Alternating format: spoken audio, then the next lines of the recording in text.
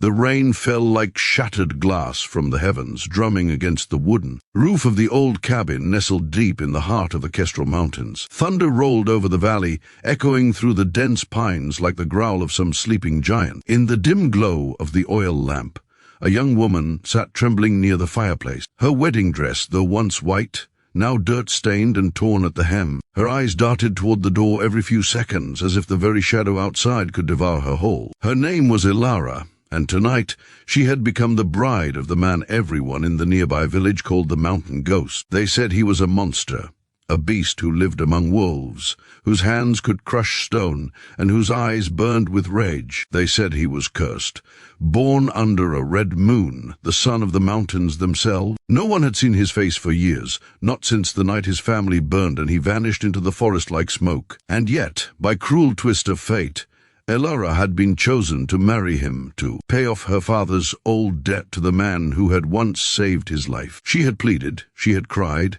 but her father's guilt had drowned her tears. The deal was sealed, and now, here she was, alone in a wooden cabin with the man she'd been taught to fear. The door creaked open, and a gust of icy air swept in, carrying the scent of pine and rain. Her heart thudded painfully in her chest. A tall figure stepped into the light, broad shoulders cloaked in a dark wool coat, boots soaked from the storm. His presence filled the room. For a moment, he said nothing. He just looked at her, not with cruelty, but with something deeper, something unreadable. Then he spoke, his voice low and rough, like gravel softened by years of solitude. "You're shivering," he said, closing the door behind him. "The fire's dying. Let me fix that." Ilara flinched as he moved closer. The firelight caught his face, rugged, scarred, but not monstrous. His eyes, an earthy grey, were calm, though heavy with old pain. He crouched beside the hearth, feeding it with dry logs. Sparks leapt, and the room filled with warmth once more. She didn't speak. Her throat was dry. Every story, every warning, every whispered tale about him rang in her mind like an alarm. He turned toward her slowly. "You don't have to be afraid of me," he said softly. "I know what they call me. But I won't harm you." Ilara hugged her knees, eyes glistening with unshed tears. Why did you agree to this marriage?" she asked, her voice barely a whisper. "You don't even know me." He leaned back against the wall, gazing into the fire. "Because I made a promise," he said after a pause. "Your father once pulled me from death. I owed him, but I didn't just take you to repay a debt. I took you because I saw how the world treated you." His eyes lifted to meet hers. "I saw a girl everyone stepped on, and I thought maybe, just maybe, I could give her a life where she didn't have to bow her head again." His words were simple, but they struck something deep inside her. A chord of confusion, fear, and an unfamiliar kind of hope. For years, Ilara had lived under her stepmother's cruelty, blamed for things she never did, scolded for things beyond her control. She had dreamed of escape, but never believed it possible. And now she was free, but trapped in a place she didn't understand, beside a man who frightened and comforted her all at once. Hours passed. The storm outside softened to a whisper. The mountain man, his name she learned was Ronan, brewed tea in silence. His hands were rough, marked with years of labor and solitude, but his movements were careful, gentle. He handed her a steaming cup, his gaze averted to give her space. "Drink," he said. "It'll warm you." Her fingers brushed his for a second as she took it, and she froze. His skin was warm, steady, grounding. She half expected to feel the chill of a beast, but instead she felt human warmth. Real. Kind. "Thank you," she murmured, her eyes softening. He nodded once. "You've had a long day. You should rest. There's a room upstairs. I built it for you." Ilara hesitated, staring into the flickering flames. "Why are you being kind to me?" she asked finally.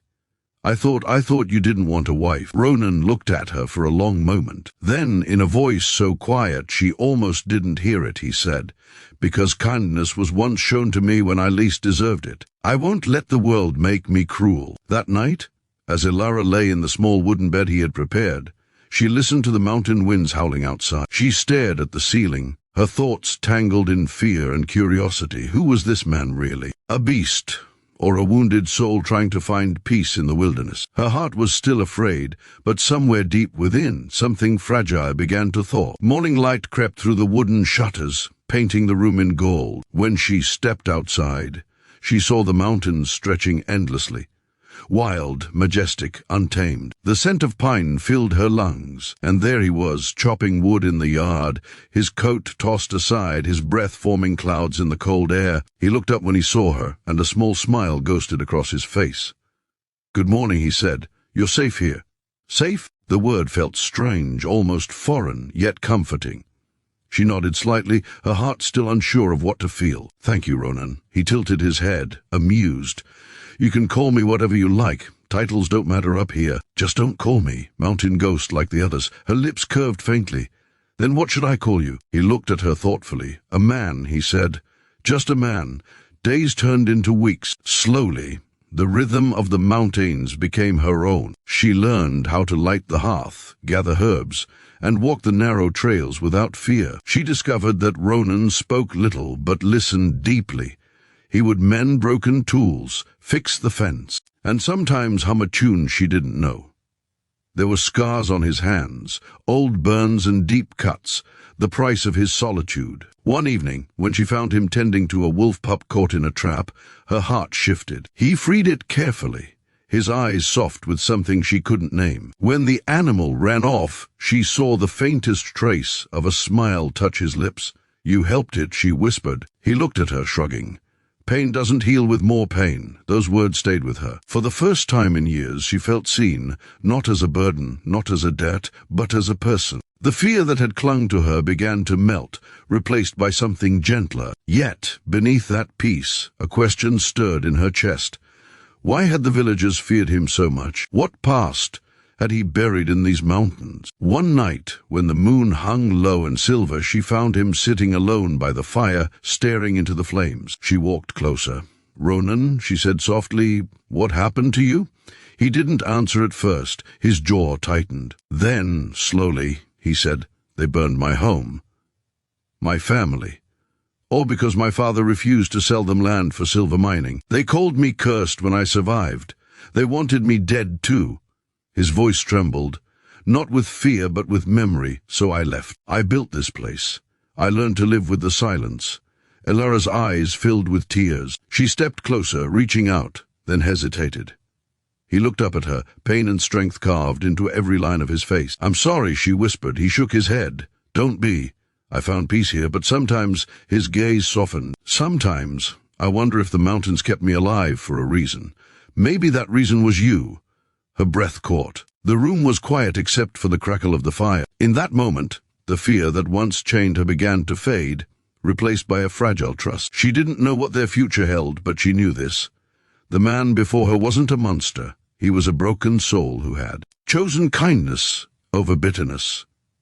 And perhaps, she thought, the mountains had brought her here not as a prisoner, but as a healer. As the night deepened and the wind whispered through the pines, Ronan looked at her with quiet conviction and said the words that would echo in her heart forever. "Don't fear me. I'll mend every broken part of you." And for the first time, she believed him. Weeks turned into months, and the wild silence of the mountains became the rhythm of Elara's heart. She had come to fear the dark no more, for even the shadows seemed gentler when Ronan was near. Every dawn he would leave to hunt or gather wood, and every dusk he would return with quiet eyes and rough hands softened by care. She had begun to smile again, something she hadn't done since childhood. But peace never lasts forever, not for hearts that have learned to tremble. One morning, as she fetched water by the stream, the sound of hooves shattered the calm. 3 men from the valley rode up the slope, their faces sharp with arrogance. "We've come for the girl," one sneered. "The mountain man can't keep what's not his." Elara's breath caught. Before she could speak, Ronan emerged from the trees, bow in hand, eyes burning with protective fire. "She's my wife," he said evenly. "Leave." But they only laughed. A wife taken by a ghost? No law binds a curse. A fight broke out, fierce, raw, desperate. Ronan moved like a storm, defending her with everything he had. When it was over, the men fled, vowing revenge. Elara rushed to him, trembling as she pressed her hands against the wound on his shoulder. "You're bleeding?" she cried. He smiled weakly. "Better me than you." Tears blurred her vision. "Why would you do that for me?" "Because when I said I'd mend every broken part of you," he whispered, I meant even the ones you hide behind your fear. That night, as rain lashed against the windows, Elara tended to his wound by the fire. She saw, truly saw, the man beneath the scars, not a beast, but a guardian shaped by pain and mercy. "You shouldn't have to fight for me," she said softly. He met her gaze. "I don't fight for you, Elara. I fight beside you. You've mended me too." Her heart ached with tenderness. The walls she had built around her soul finally cracked.